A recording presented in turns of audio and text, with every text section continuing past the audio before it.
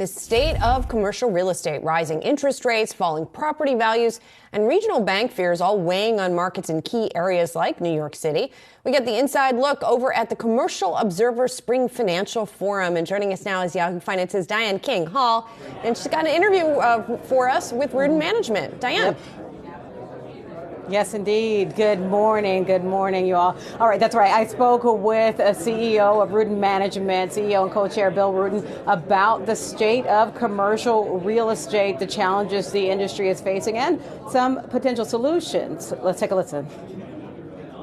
Obviously, there's significant dislocation, and there's tumult, and no price discovery, a lack of liquidity for certain assets. Other assets, there is for multifamily, for industrial, there is credit available, but there's definitely concern, and there's a mounting wall of debt over the next couple of years, over up to $1.5 trillion that will be coming due, and this is, I think, going to raise some concerns in terms of liquidity in the marketplace, how these loans get restructured. Is there more equity going into them?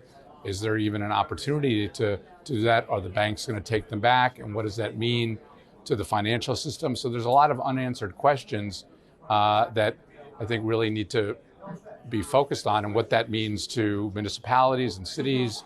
The valuations are going down. That means real estate taxes are going down. And what are alternative ways to come in and restructure these loans? Is there a fresh equity? Right. Or is there another use of the property, like conversions to residential that we did in Lower Manhattan in the early to mid 90s and post 9/11? So there's a lot of uncertainty out there. But what we are seeing, though, is the flight to quality of tenants. Tenants are who are in the marketplace are looking for better product, looking for buildings that are amenitized, newer buildings, renovated buildings. So does that mean like Class A buildings? Class A buildings are where, just around where we are literally right now. 550 Madison has done exceptionally well with major building-wide renovation. A building that we own in Times Square, where we just cut the ribbon for Thoreau University to take 300,000 feet. We created a building within a building. They have 2,000 students and faculty in the base of the building. I was just there yesterday, and it's incredible to see a building. We built this building 25 years ago. And we redid the lobby. We've created amenities, conference center, food hall, new elevators. And this is the type of product that is attracting the tenants that are out there. And historically, for the first a few months of this year and all of last year, 80%, 75% of deals done were above $100 a foot. So people will pay for the quality real estate.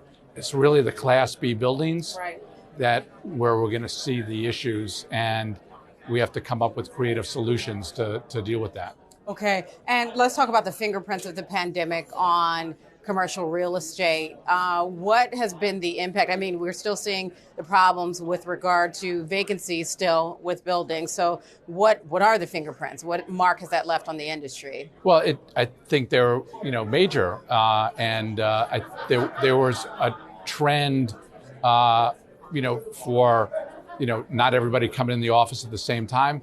This obviously got accelerated during pandemic. You're seeing more hoteling, sharing of spaces.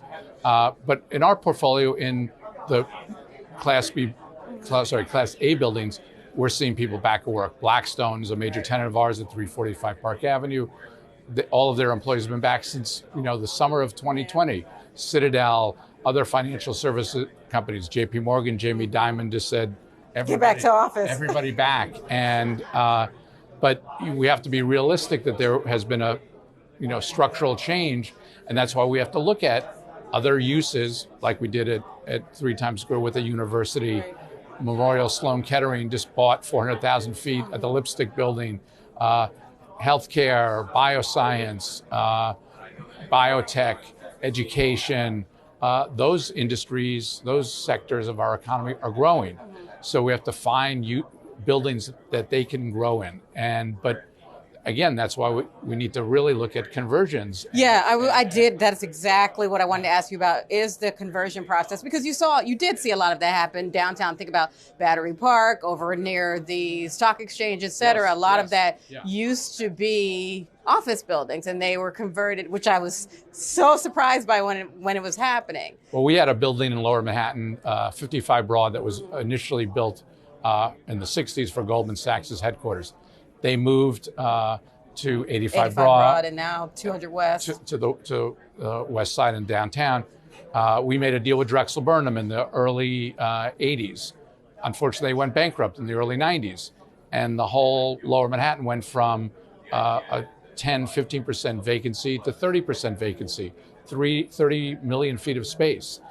So we were scared. We came together with the government, the mayor, and the governor, the business community, and we created this downtown plan. And part of the key component of the plan was to allow conversions of obsolete older office buildings. So you went from 10,000 people living in Lower Manhattan, very few people there at night, to now over 70,000 people. And there's a tremendous vibrancy. You walk, you see kids going to school, people walking their dogs. Whole Foods just opened at 1 Wall Street. Outdoor space. I'm the former chairman of the Battery Conservancy. We just opened an incredible play space, a children's carousel. So you're seeing the investment, but it has to be a public-private partnership, similar to what we need to do in Midtown. We have a huge housing shortage at all levels, right. Low income, affordable, middle income, workforce. So we have to figure out a way to take these obsolete buildings, not easy, complicated, right. And to convert them, because it does work.